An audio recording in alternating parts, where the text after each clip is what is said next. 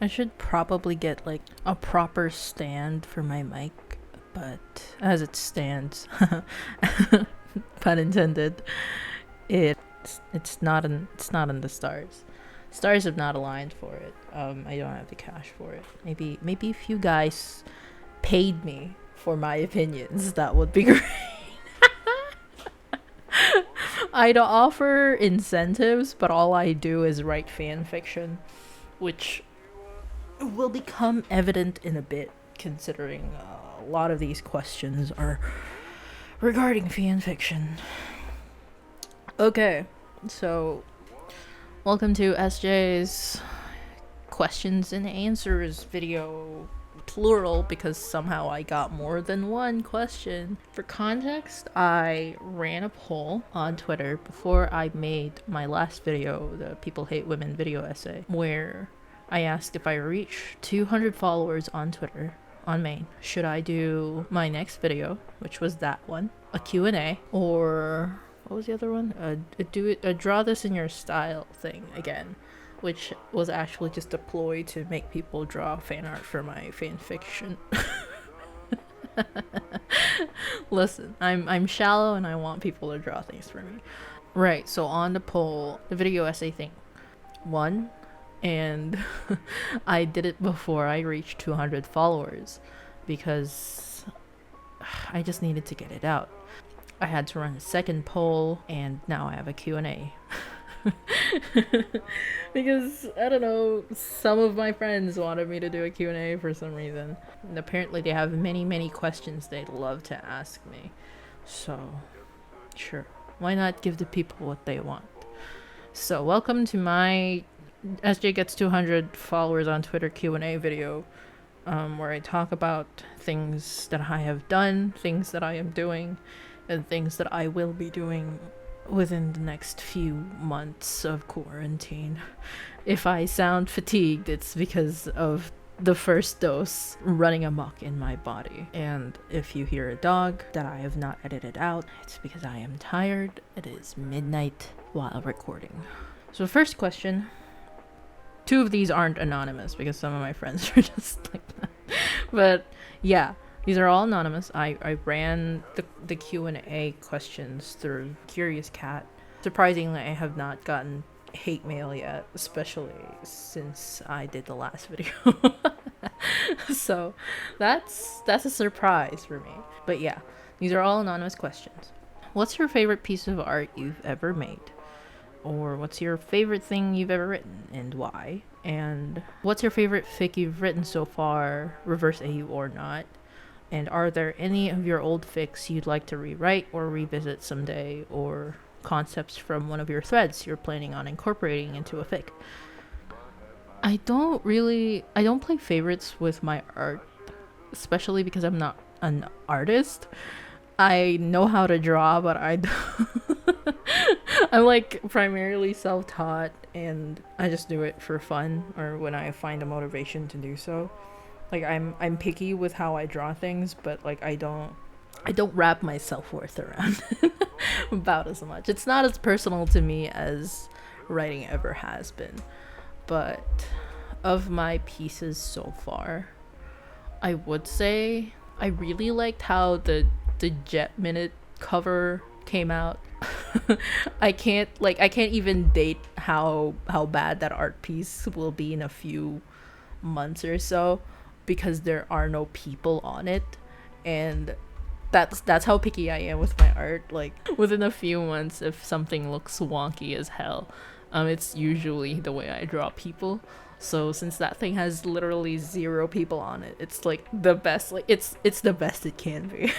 I do love drawing backgrounds, but I don't do them often. It's terrifying.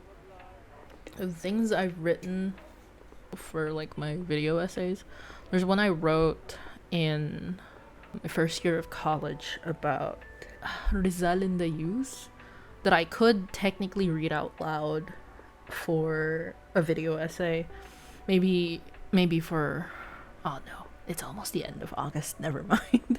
But yeah, there's a piece I wrote for Rizal class that was about like Jose Rizal's work and how like the Gen Z youth kind of react to it. I am technically in the Gen Z era, so it was a very personal thing. Like, I like to write essays as evidenced by the 3 video essays I've done so far. I really like doing essays, especially if they're about special interests that I have and how I can describe a very communal experience between people. And that one, I think I can like put on the channel at some point. We'll see. If I come back to it and it's actually really bad, never mind.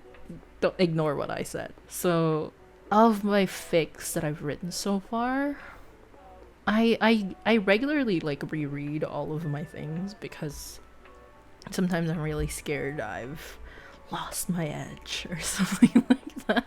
I can't confidently say that my favorite fic that I've written so far could be... Oh man, okay, this is actually really difficult. Not for Reverse AU. For not Reverse AU, my favorite fic would be Bye, because it's very personal to me. It's like, what was my file name for that? Bye. A bang fic where Nureyev is Filipino. I think that was like my document title for that.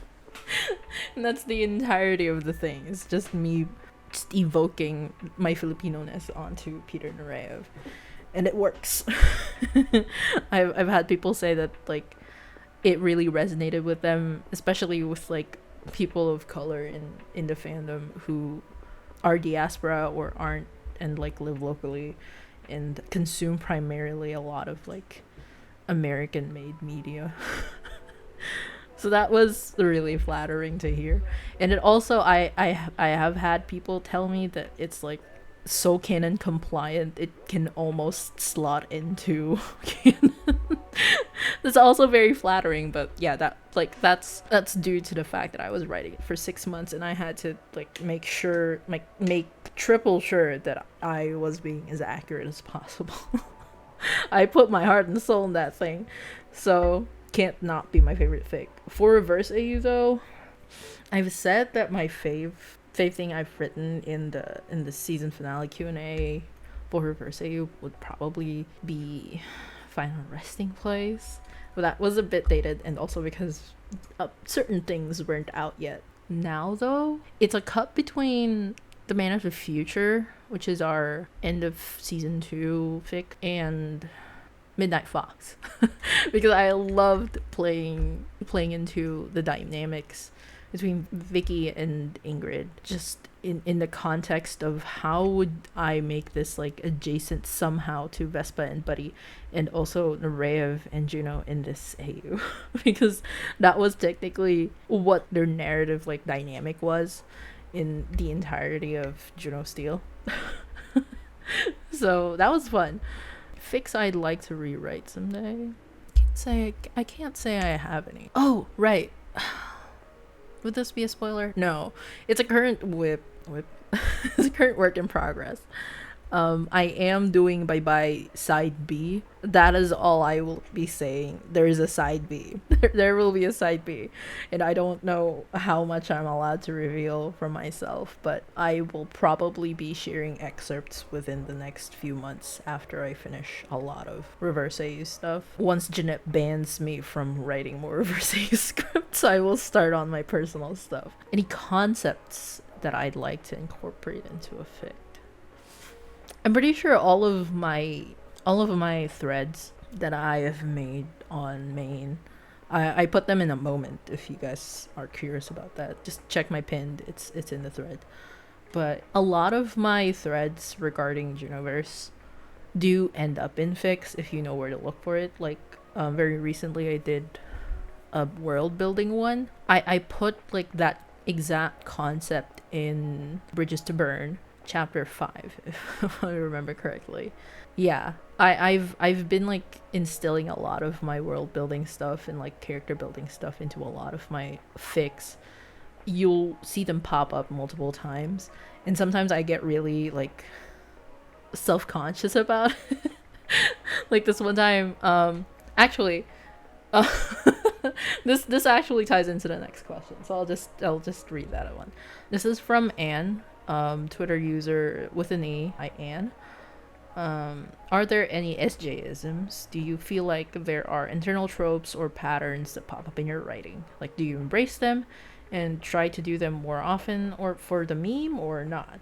One of the favorite things that every single one of my friends from the playground likes to make fun of me for is the doors metaphor. That was my first viral penumbra thing, was my poem about doors, or Tatlong Pinto, which is a poem I wrote in Tagalog and in English, where the English version looks to be like a translation of the Tagalog version, but if you like hover over it, it's like a completely different poem in and of itself. It's got layers. But yeah, that's one SJism, is the doors metaphor. If I write narrative, I will somehow just invoke the metaphor of a locked door and like someone knocking before entering. It's a lot like about consent and letting someone in. And it's like it's consistent character writing, but like at the same time it's very it's humiliating. Okay. I pointed out a few of these on main before. There's a thing I do when I'm writing Juno or a character. I don't know. It's always like with Juno somehow. Like I did this in Hades Town where Jet is talking about Juno. I did this in Juno Steel and the Great Ransom Rescue, which is primarily in Juno's POV until like the end. I do a lot of these things where I like break the format to do a list, like a little bulleted list of things in the fic itself. I don't know, like I do it all the time. I don't know why I do it. I don't know if I want to embrace it either, but it's like it's always there for consistency's sake, or not really for consistency. It's like it's just very practical. It's very like it's very Juno Steel, where he like lists down the fact of what's going on at the moment, and then he just moves on into his own like personal shit, and he does it all the time. It's infuriating. It's not like a trope for me, I guess. It's not really SJ-isms. It's just how I write these characters. I think apart from Filipino narrative, which I guess I don't technically call it SJ-isms or like internal tropes. I call them agendas. You know, where one of the bigger agendas for Reverse AU is that VesBud has dated so many people. She's a regular heartbreaker, that one. Another one would be Jet making inappropriately timed jokes that somehow break your immersion from how serious the situation is, or how, well, this isn't really an SJ-ism, this is a Jeanette thing. For in Reverse AU, where we give Buddy her bourbon, Vespa sneezing. Like a lot of these are just like really, really funny like running jokes. In my writing though, one that I noticed very recently, until I think after I finished the last chapter for What's Another One Brody, is that I always write Buddy and Vespa betting on things that are incredibly stupid. I don't know why. It's funny though. I like when they do that. They're less internal like tropes, I guess. It's just running jokes all the time, except for the character writing stuff. Like for Buddy, I end up describing sensations and other such stuff. Like descriptions when I write Buddy Garinko get really, not really flowery, but it's just so grandeur, and it always distracts you from how vulnerable she's feeling at the moment. For Vespa, it's always like to the point, and if she gets vulnerable, it's always when she's by herself. So you know, it's all according to character. I can't really just claim them as SJ-isms. Also, there's a follow-up question from Anne that's like, in your opinion, to what extent does Lord Arm resemble Jar Jar Binks, which is cursed image. Don't ask me that ever again. Also, I don't know enough about Star Wars to gauge how bad that question is. So ask someone else, you'll get a probably worse reaction. Who's your favorite poet? Okay, who are your favorite poets, and what poems or poetry collections by them would you recommend? Anyone who's ever spoken to me will know that I like primarily three right now, and sometimes I'll get into like really weird moods where I start looking for poems. So, my favorite right now is Yves Olade, which I think I've spoken to multiple people about. I recommend all of his like collections, Slaughterhouse, Bloodsport. It's all good. I went out and bought his recent book, but it hasn't reached me yet. I don't know how the shipping works, but I hope it gets to me at some point. The other one would be IB Viace. I don't know how you say that. I know he's Jewish though, so it's probably Viace. Scary, but what's the title of his collection? I don't remember. There are a lot of like really sick poems in there. That's all I remember about his poetry. It's so personal. I blank out what the collection is. It's Conversations over Sanguinaccio Dolce. Don't at me about the pronunciation of any of those words. I am trying my best. Yeah, a lot of that is really good. It hits you. It really hits you. You'll notice a few of his poetry pop up in the Reverse A Quote Bot, which is our official account.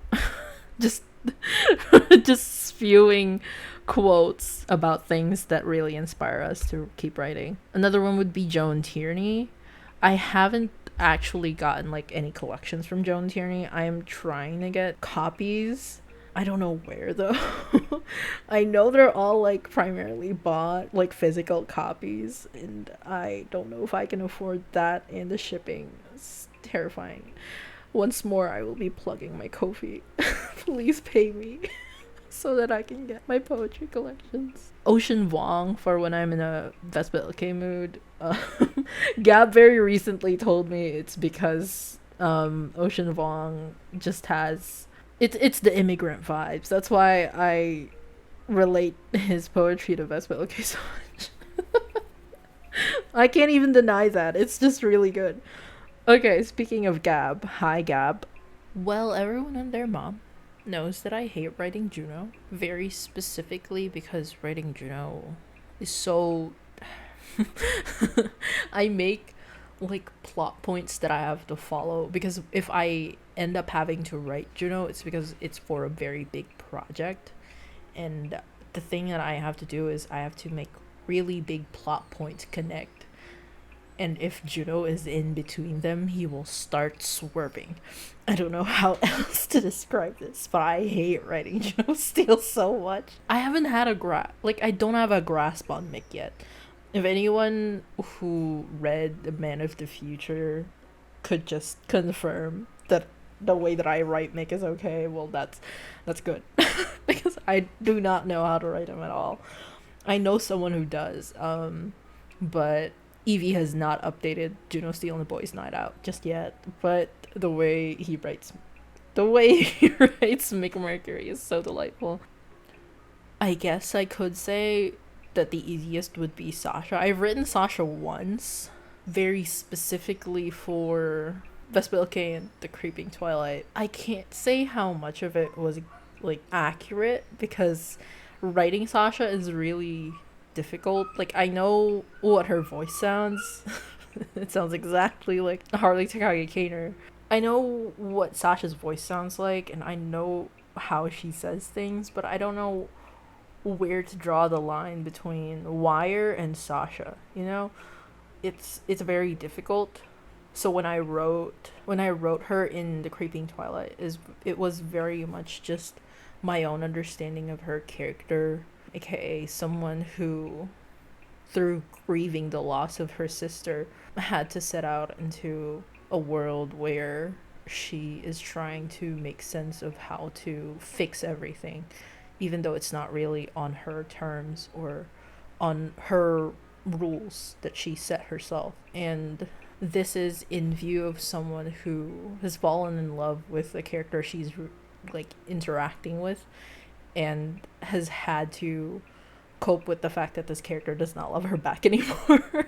So I have an entire fucking playlist in like lore for Sasha and Vespa in Reverse AU. So ask me about it sometime. Anyway, hi Gab. So the last question for this segment would be, what sparked the creation of Reverse AU? Well, Jeanette and I already kind of like answered this in our Q&A, but to streamline it, when I came up with the concept of Reverse AU, I was so fresh off of like listening to Shadows on the Ship. It was like in the middle of the afternoon. I was in a call with Jeanette and Samir and another friend, and we were just like hanging out after I listened to Shadows on the Ship on call.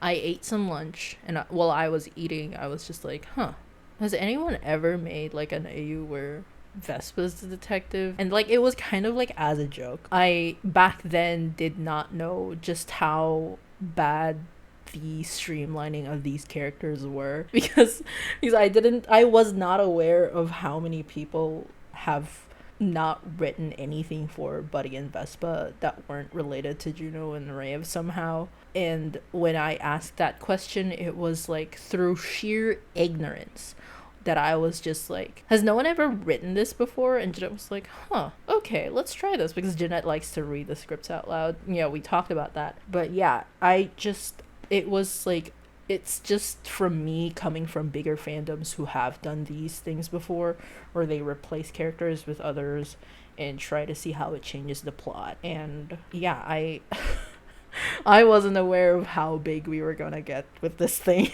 But here we are, about to start season 3. It's a lot. We're getting to the process parts. You've done a lot of collabs, both with art for Reverse AU, etc. What's your favorite part of doing these collabs? I also kind of talked about this on the finale Q&A I did with Gab and Jeanette, though kind of not in depth. When it comes to collaborations with art, it's less of the joy of creating with someone and more of the excitement of having to contribute something to this piece somehow. The first one I ever did was between me, Samir, and Stess. And it was for outfits for Jupiter. And yeah, it was really exciting for me to contribute something to this thing that we did. The very recent art collab that I have done is for one that I can't talk about yet. at time of recording, August 29th. It will have probably come out when I put this out, because I'm not gonna put this out before Wednesday. But the most recent would probably be between me, Stess, Gab, and Jeanette, and it was like the shirt cut meme with Buddy and Vespa, and it's all just Buddy and Vespa. I don't know. We just saw the need for that. We took the chance. For writing, I think the best part of that would be just, it's really fun just coming up with ideas together. Especially since when we do write anything for the scripts, we're almost always on call, just so we're fair on like, just so we can ask each other questions about like the most inane things. The amount of times Jeanette has heard me like ask, hey, can I make this character curse? Janet's just like, no, we're saving that. So Vespa's the only character who ever drops like a curse in Reverse A script. Plus it's really fun to like figure things out on call, especially when we hit a snag in the plot. We have to like do the rubber duck the rubber duck method, where we tell each other what's going on and what's going to happen and how we're going to have to cross that bridge somehow. And just untying that little knot we got ourselves into is the most satisfying experience. To anyone who has never done a writing collab, I recommend it wholeheartedly. You'll be seeing more collabs from me that aren't from Reverse AU. I'm very excited about this. You guys will see. What's your fic writing process like? Well, this is where we get complicated. Writing is very messy for me. Because it all really depends on how big a project is going to be. Like, for example, when I do, it's different when I do something self-indulgent, like when I did like the rock climbing AU, making friends with your friend receipts. No, making friends with your red receipts. Wow, I can't read. That one was so indulgent that it just like came out. It literally was just like being written as I went. I did not know where I was going with it and where I was going to end it. It was just like one whole ride, and it brought me through. Then you have the fun ones that are like that are written in one sitting. Most of What's Another Warm Body was written while I was on call. The first chapter was on call with Gab, and I was pretty much just cackling the whole way through, and Gab was just like, what evil thing are you doing? It's just like, you'll figure it. Then there's stuff like Hadestown, and like the big ones, the multi-chapter ones, and like the 10k in one chapter ones, like Juno Steel and the Great Ransom Rescue, which are the most I like plot out for those are what gimmicks I'm gonna be using. Especially with like Juno Steel and the Great Ransom Rescue, it took me a really long time to pin down how I was going to do the humor in that, because I was just like, has anyone ever done the Good Omens format for Juno Steel? Turns out no one has ever done that before. I am cursed with questions that no one should ever ask. I'm cursed with that gift. But yeah, for Hadestown, it was less trying to think of what gimmicks I should be using and thinking of whose POV should be the one I should be using during this song in the Hadestown musical. And how do I transcribe that into prose, which is very difficult because like a lot of theater is when you can't express your feelings through words, you have to start singing. And if you can't express it through song, you have to start dancing. It's really hard to be whimsical without being too heavy-handed and like flowery with your language when you're adapting a musical into prose. You have to pin down the vibe that you're going for, and a lot of Hadestown is like just tragic romance. So that was difficult.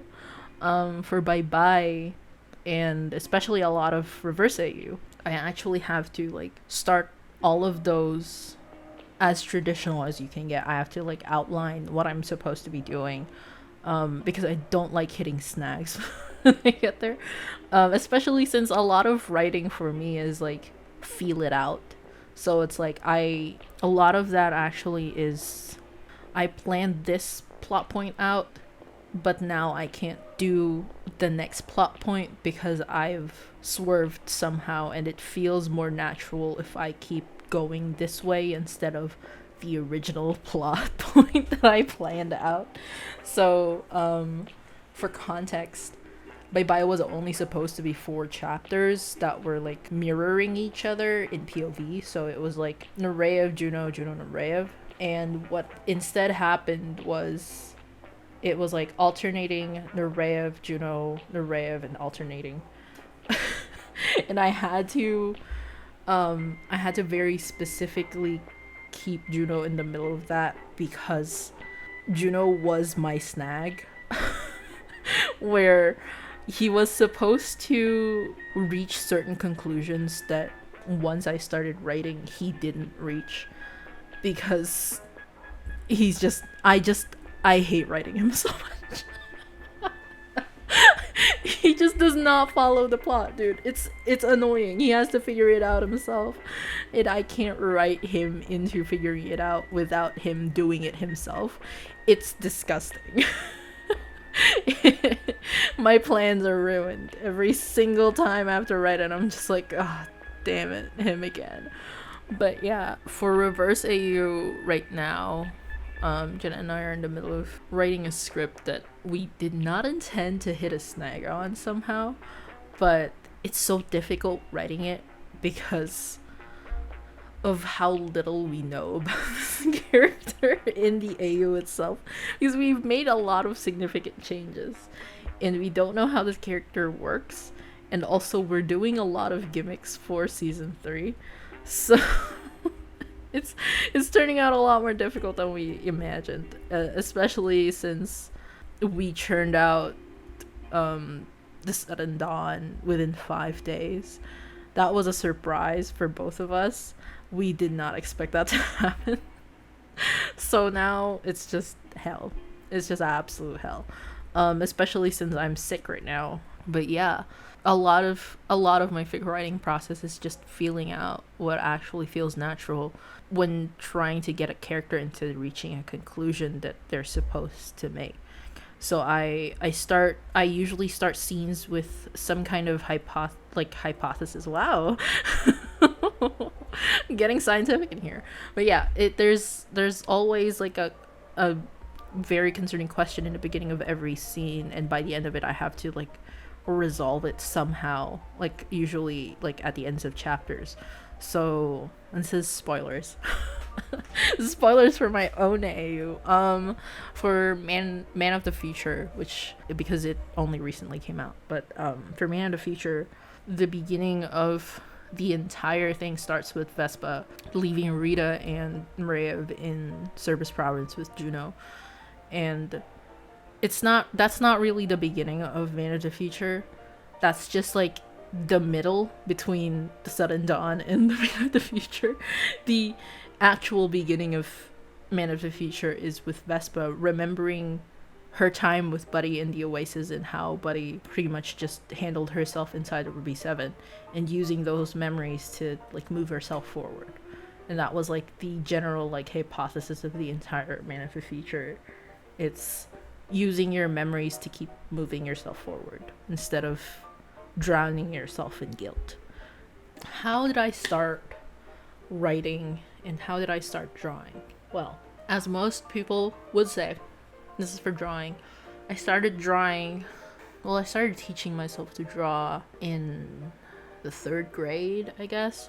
I was really at just like the beginning of my anime phase. Very grueling process, that one. And I kind of petered out of it, if I'm being honest. I petered out of drawing until I think I came back to the Good Omens fandom. No, yeah, I think it was the Good Omens fandom. I tried again when I was still in like the Percy Jackson fandom around 2015, 2014. It did not take. Tried again for the Good Omens fandom, did not take either. But the recent resurgence, if you've noticed, my art account only started last year. The recent resurgence is very much because of Penumbra. Turns out if the characters don't have a visual form, I will try to visualize them as much as possible. But yeah, I started with anime. Disgusting, but everyone's gotta start somewhere. With writing though, I started, I guess you could say, still with anime. I tried to do roleplay when I was like 11. I started my Tumblr account in 2011. I was a different Tumblr account back then. I already forgot what that account password was. But yeah, I tried to do roleplay, did not take. And then flash forward maybe 3-4 years when I get into the Percy Jackson fandom, that's when I started writing. And I only mostly started writing for Percy Jackson because I wanted to fix a lot of shit. And I guess it still takes, because somehow my critique of Solangelo, which is the Will Solace, Nico D'Angelo ship, you could say, still gets traction somehow.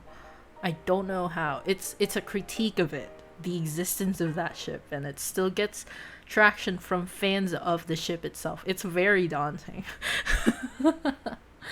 It was mostly just like a character study of Nico though. A lot of my writing from 2014 to 2016, and I guess you could say up until now, like a lot of my multi-chapter fics before Penumbra were just me projecting my issues onto a character and trying to solve them and trying to self-actualize through them. For Nico, it was me like coming to terms with the fact that I had depression, and just trying to make sense of how I was going to exist in a world where being gay was not a good thing. And it kept going. A lot of my writing bloomed in the Raven Cycle fandom. I guess you could say if you can read all of Maggie Stiefvater's work, you can see how my writing came from there. And then I was in the Fossil Court fandom for a bit, and then I had to leave because people were both acephobic and racist. Not that they aren't now, but yeah. How do you stay motivated with your writing? In other words, do you have tips on avoiding burnout? I mean, I do reach lows. It's never really burnout, and I can't even call it burnout most of the time because I hate not feeling busy. And this is something Jeanette and I have talked about in the first and the second Q&A of Reverse A. The way I keep myself motivated in writing right now would be doing sprints. And these are like on a private server, so I don't really sprint with anyone else. I get really nervous about it. Well, most of my writing from when we still had face-to-face classes was because I needed like an outlet for creativity somehow. And I wasn't getting any outlets because I was busy with school all the time. Like, I was doing homework like for whole days when I was supposed to be taking a rest. And I was doing projects in advance, and I wasn't feeling very like I didn't have like any like creative outlets, and I couldn't like sit down in front of a screen and draw for a while, so I had to write somehow.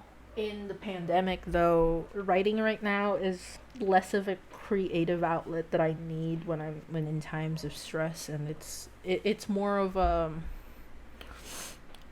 way to communicate, or like a way to tell a story now, and I really like telling stories. Turns out the fanfic writer really likes telling stories. But yeah, I just really like the process of telling a story somehow. It's like a puzzle to me. So it's less that I need to motivate myself into writing, and it's more that when I start writing, I'm mostly in a problem solving mood. So and when it comes to burnout, I can't really avoid it either. Usually I just get like there are times when I can't really avoid it, where I just like have to sit down and like watch TV for a while. It's not fun. When I'm really bored and I can't really write or talk to anyone, I start reading. I don't avoid burnout. I hate feeling I hate feeling like I'm not doing anything. I don't like not being productive at the moment. So I just keep doing things. There was a while in 2020 when if I felt like I wasn't in a problem solving mood, I'd start drawing. So when I wasn't writing, I was drawing, and when I wasn't drawing, I was writing. Anyone knows this? The reason that I had a little hiatus between chapters 5 and 6 of Hadestown AU was because I got busy with school, online schooling, and I dared myself to redraw all of my old art for Bridges to Burn, which is a good idea because it was 8 whole pieces, and I redrew almost all of them. And that was on the oath that I had to be like 5 to 8, no, it was like 3 to 5 chapters ahead on the update schedule for Hadestown AU. I was also writing like the latter half of Hadestown AU while I was writing the big chunky mess that was Juno Steel and the Great Ransom Rescue. And also drawing art for the other half of the bang that I was in. I don't get burnout. I will keep saying this. I do however, go into mourning for things that I enjoyed making. Like right now, at time of recording, I'm kind of still in the grieving process of letting go of having written Man of the Future, because it wasn't really cathartic to me so much that there were some really great scenes in there that I just came out with out of the blue. And sometimes I will, like, after I finish a project, before I start re-editing all of it, because I edit while I write because I'm stupid, well, I have to like read all of it all over again. I do end up taking in just how good it came out, and when it comes out and people have given me their reactions, I have to like mourn the fact that was it. That was the big boom that it left. And then I have to go back to coping with the fact that I have to make another it. You know? That's also me after we release podfic episodes, because I like pour in like hours and hours into editing in the Foley and making sure everything sounds great. I don't know. There's just something about it. This is for future projects segment now.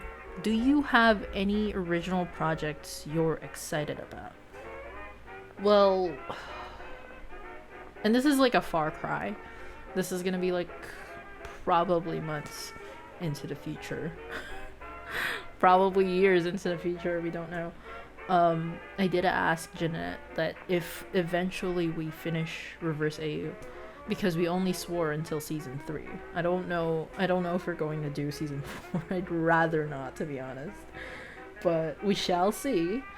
I asked Jeanette if we finish Reverse AU, if they would ever want to join me in making our own little original project, maybe a podcast. I don't know. And Jeanette said, yeah, dude, we're in this for the long haul. And I was like, okay, thanks.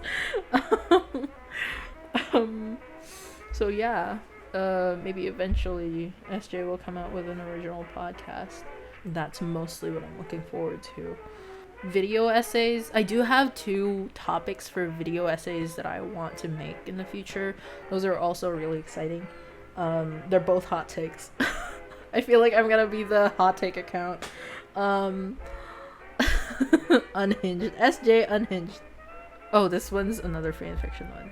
What's your favorite self-indulgent AU trope that you would love to put Buddy and Vespa in?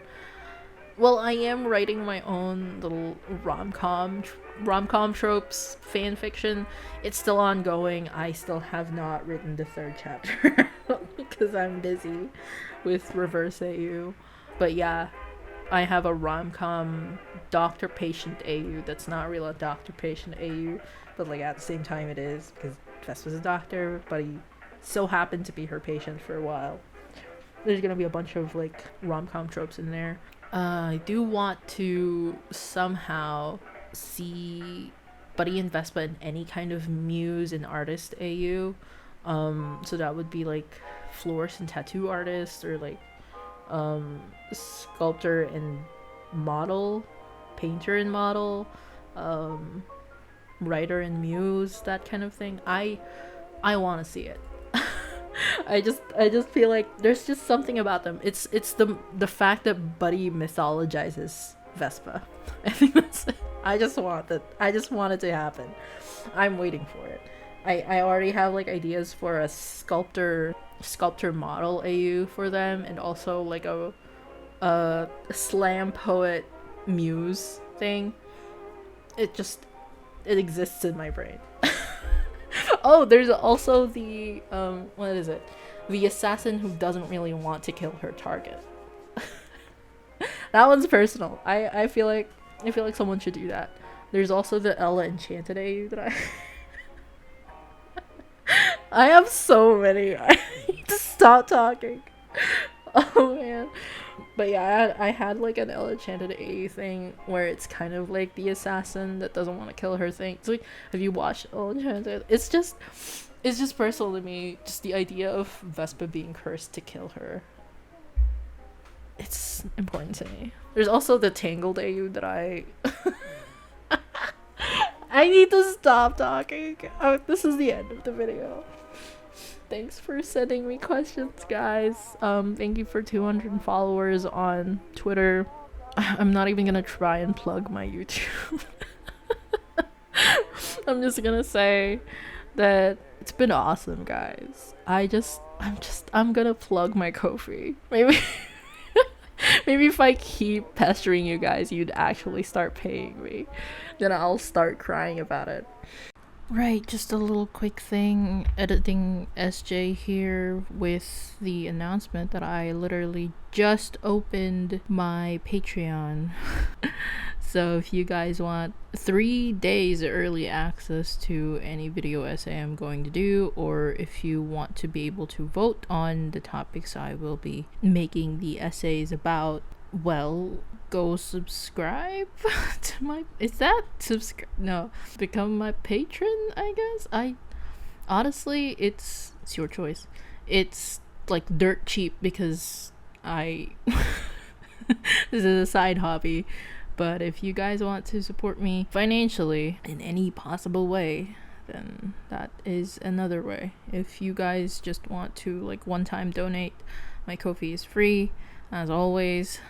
Anyway, but again, thank you for asking me questions. Stay safe, wash your hands, wear a mask always. Ingat tayong lahat.